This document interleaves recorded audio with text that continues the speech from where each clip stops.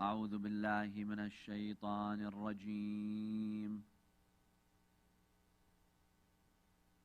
بسم الله الرحمن الرحيم.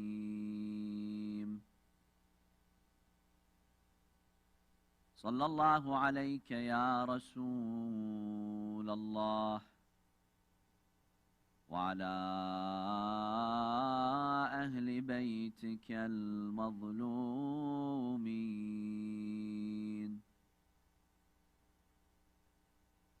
صلى الله عليك يا سيدي ويا مولاي يا أبا عبد الله، يا رحمة الله الواسعة ويا باب نجاة الأمة، يا غريب يا شهيد كربلاء، فيا ليتنا كنا معكم سادتي فنفوز فوزا عظيما. اللهم صل على محمد وعلى محمد. On this tragic day, we extend our condolences to the Imam of our time, Al-Imam Al-Mahdi Ajjalallahu Ta'ala Farajah. Allahumma salli ala Muhammad wa ala Muhammad. One of the greatest tragedies, the most difficult tragedies on the Imams of Ahlul Bayt was remembering the journey from Karbala to Sham and back to Karbala. Every time the Imams of Ahlul Bayt would remember this journey and what happened to their aunts, they would break into tears. The sixth Imam, peace be upon him, he was seen in such a difficult situation. The Imam was weeping and crying when his companion asked him, Ibn Rasulullah, this is not the first time that you, the Ahlul Bayt, go through a trial that is difficult. This is not the first time. Since the day of your uncle Hamza, you've experienced difficulties, tragedies, martyrdoms. Why do I see you in such a sad state? The Imam ﷺ told his companion, have you ever heard before the day of Karbala that any of the women of the Prophet were taken as prisoners of war? Did you ever hear that? This was the first time that our women were humiliated and our women were paraded from one city to the other city. On this day, we offer our condolences to the 12th Imam for this great tragedy. Let's take our hearts now to Sham. See how the family of Ahlul Bayt left the city of Sham on their way to Karbala. The Ahlul Bayt had a very bitter experience in the city of Damascus. They lost one of their jewels in the ruins of Sham, one of the daughters of Imam Hussain alayhi salam. According to some narrations, her name was Ruqayya. She's also known by the name of Sukayna. She was a young daughter for Imam Hussain alayhi salam, about 3 or 4 years old. One night when they were in the ruins of Sham, she fell asleep and she saw her father Imam Hussain in her dream. She had missed her father dearly. It had been 20, 25 days she had not seen her father. Imagine growing up in the house of Imam Hussain alayhi salam, having such a compassionate father. She missed her father dearly, so when she woke up, she broke into tears. I cannot stand this separation. I want my father Hussein. How can I ever live without him? Everyone in the ruins, they began to cry, along with Lady Ruqayya, Lady Sukayna. The evil tyrant Yazid was in his palace. He heard this commotion coming from the ruins. So he asked the guards, what's going on? Why are they crying? Did something happen? They tell him, no, it's nothing serious. One of the daughters of Hussein saw her father in her dream. She woke up crying. She wants her father. Look at the ruthless heart of this man. He said, then what are you waiting for? Take the head of her father Hussein so she can see his severed head. They bring the head of Imam Hussain and they put it in a tray. They cover that tray with a piece of cloth. They come to those ruins and they put this tray before the daughter of Imam Hussain. She was puzzled. She said, what is this? I didn't ask for anything. What's in this tray? They tell her, remove the cover. This is what you've been asking for. This is what you're looking for. Remove the cover and see. She approaches with her small hands. She removes the cover from that tray. And she is shocked to see for the first time, so close, seeing the severed head of her father Hussein. She collapses on the head of her father. And she says, Abba ya Hussein, man alladhi hazza waridak.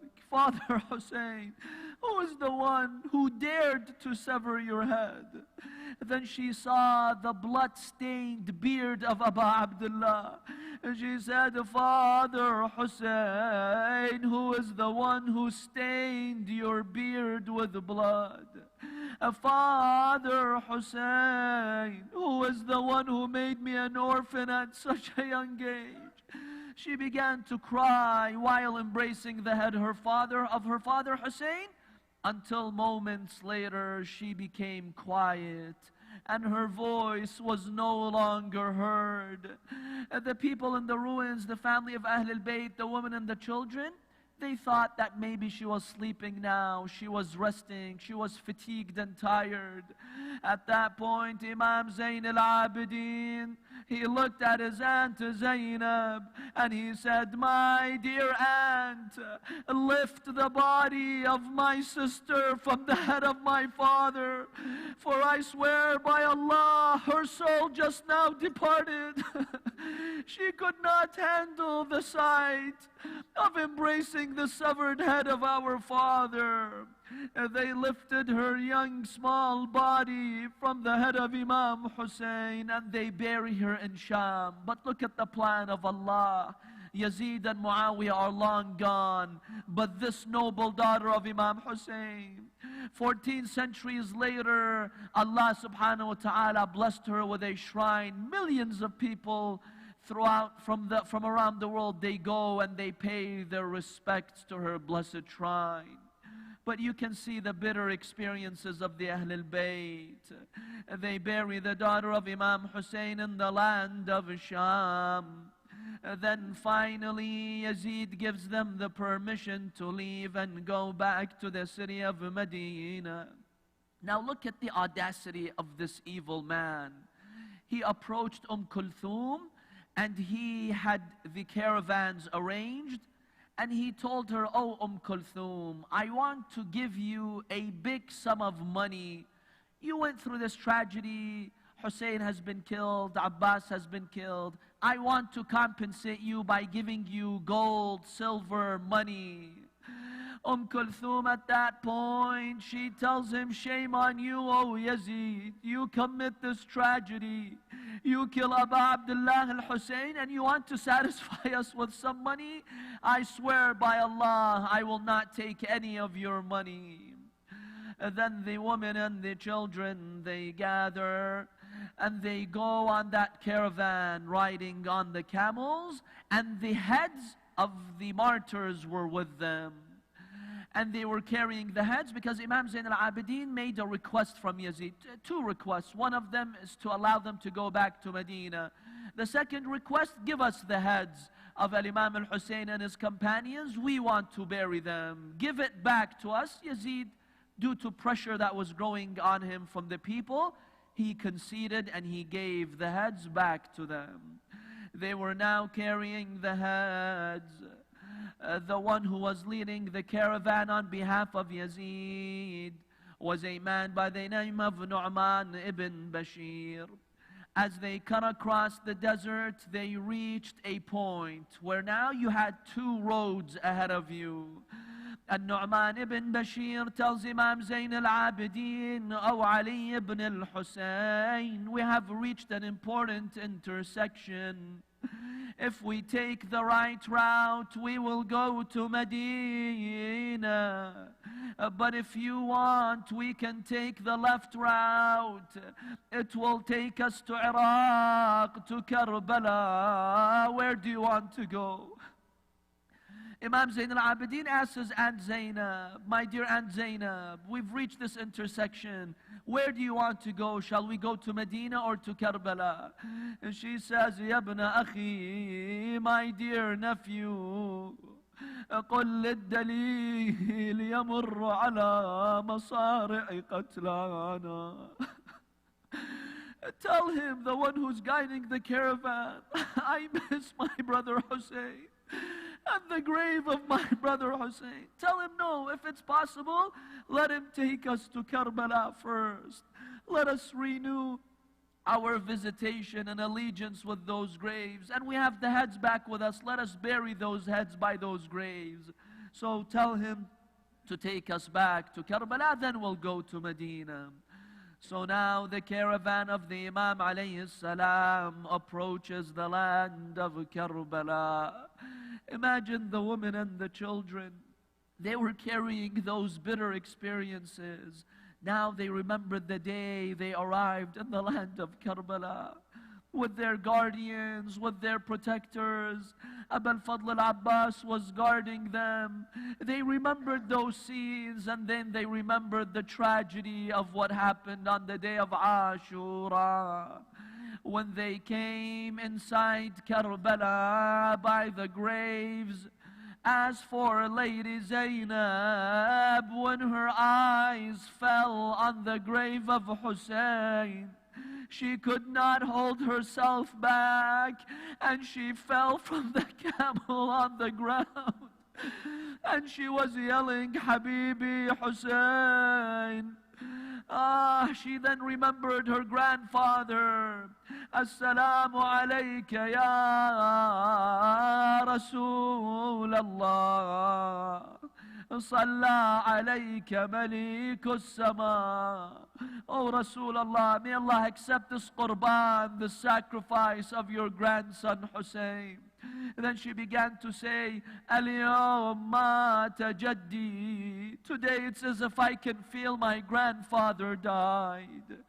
Today my father Ali ibn Abi Talib died. Today my mother Fatima died. It's as if I lost all of them by losing you, O Hussein, because you were the fifth of Ashab al-Kisa. When you left, it's as if they all departed us. One historian states, Lady Zainab, when she walked to the grave of Hussein, she was carrying something under her aba, under her cloak, hiding something. The people were puzzled, those who were bystanding there, the bystanders. What is she doing? What is she carrying under her cloak? They observed that when she got to the grave of Hussein, she took the head of Aba Abdullah from her cloak and she put it on the grave. And it's as if she told him, "Aba Abdullah, I brought back your head from Sham." And Imam Zayn al-Abidin alayhi salam, he had those heads buried in those graves. So the head of Imam Hussein, even though it was paraded for 40 days from one village to another village, but eventually Imam Zayn al-Abidin made sure that the head of Imam Hussein is buried back in his original grave. The women and the children, imagine that scene in Karbala, standing by one grave to another grave, telling them about the journey of Sham. Do you know what happened to us in Sham? What did they do to us on the way? How they held us as captives. And then after a while, Lady Zainab was standing looking towards the river, trying to find something. Imam Zain al-Abidin asked her aunt, what are you looking for? And she told him, my dear nephew, get up and show me the grave of Abbas. I want to know, I want to know. Now go to the grave of Abul Fadl al-Abbas. Imagine Zainab walking towards the grave of her guardian and protector, Abul Fadl al-Abbas. She broke into tears. For 3 days, the women and the children stayed in Karbala, farewelling those graves. On the 3rd day, Imam Zain al-Abidin alayhi salam told them, let's now get ready to depart and go back to Medina. One man came to Imam Zain al-Abidin. He told him, oh Imam, don't you see these women and children, they still want to spend more time here. Why are you in a rush to go back to Medina? Let them spend more time with these graves. Imam Zain al-Abidin responded, he said, I am afraid for the life of my aunt Zainab. For 3 days non-stop, she sits by a grave, she stands up and goes and visits another grave. And I'm just afraid this is too much for her. It's best that we now leave the land of Karbala. So they now farewell those graves, and the caravan of Imam Hussain alayhi salam is ready to depart the land of Karbala. Then they go south to the city of Medina. Right before they approach the city of Medina, Imam Zain al-Abidin meets a man by the name of Bishr ibn Hadlam. The Imam tells him, oh Bishr, your father was a famous poet. Can you recite some lines of poetry eulogizing my father Hussein? He said, yes, I will do that. He came to the city of Medina. When he entered the city of Medina, this poet said, Ya ahla Yathrib la muqama lakum biha. Oh people of Yathrib, gather. How can you live in Yathrib anymore? People did not know. Many of them had not heard the news. What happened?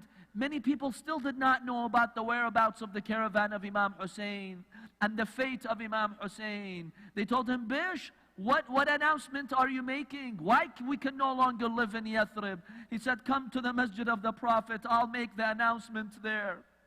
All the people of Medina, they gather by the mosque of the Prophet sallallahu alayhi wa alihi. When they all gather, Bishr ibn Hadlam breaks the news to them. Ya ahla Yathrib la muqama lakum biha. قتل الحسين فأدمعي مدرار. Hussein has been killed, oh the people of Yathrib, the people of Medina, and my eyes rain down in tears. الجسم منه بكربلاء مضرج والرأس منه على القناة يدار. Let me tell you some specifics, O people of Medina. His body lay in Karbala for 40 days, and his head was paraded on a spear from one city to another city. The people of Medina, they break into tears. How is this possible that this happens to the grandson of Rasulullah, the grandson of the one who's buried in this masjid? Yes, after that, there was a lady by the name of al-Baneen. She heard people crying. What happened? Why are people crying? They told her, al-Baneen, you did not hear the announcement? She said, which announcement? Bishr ibn Hadlam, he just told us an announcement. She said, no, I didn't hear it well. What happened? So she walked up to him. She told him, oh Bishr, what news did you bring? I missed it. He told her, who are you? She said, I am al-Baneen, the mother of Abbas. He told her, Ya Amat Allah, O servant of Allah, my condolences to you. Let me tell you that your son Ja'far has been killed in Karbala. Your son Abdullah has been killed in Karbala. She was holding one of the children of Abul Fadl al-Abbas, a small child to al-Abbas. She told him, Bish, I'm not asking you about my sons. Tell me about Hussein. What happened to my beloved son Hussein? He told her, Ya Amat Allah, عظم الله لك الأجر بولدك العباس. Let me tell you, your son Abbas has also been martyred. When she heard the word Abbas, she collapsed to the ground. Then she stood up. She told him, you're breaking my heart into pieces. I'm asking you about Hussein. Tell me what happened to Abu Abdullah al-Hussein. Then Bishr ibn Hadlayam, he breaks the news to her. At that time, the caravan of Imam Hussein was entering. Yes, but Lady Zainab, she had mixed feelings. This is the land of her grandfather. When she was in Karbala and Imam Zain al-Abidin told her, let's go to Medina, you know what she said? She said, who do I have left in Medina? What do I go back to in Medina? So as they were entering the city of Medina, Kulthum, she addressed the city and she said, Madinatu jaddina la taqbalina. Oh, the city of our grandfather, how are you going to accept us now? We've come with a great tragedy. When we left you, Medina, we left with our men, with our guardians, Hussein with us. But now that we come back, none of those guardians are with us. Imagine the state of Ahl al-Bayt in the city of Medina. Imagine Imam Zain al-Abidin when he entered the room of his father, Hussein. He looked at the room of his father Hussein empty. He could not control himself. He looked at the mihrab of Imam Hussein where he would pray. And he spoke to the mihrab. He said, oh mihrab of Abu Abdullah, how are you now that you are empty and Hussein is no longer with us? As for the wife of Imam Hussein, Rabab, you know what she did? She had made an oath that after Karbala, because the body of Imam Hussein lay 3 days under the sun, she would never sit under the shade. She would always sit under the hot sun of Medina to sympathize with the tragedy of Imam Hussein. One day a man came to visit the fourth Imam Zain al-Abidin alayhi salam. He noticed that there's a lady in the courtyard sitting under the sun.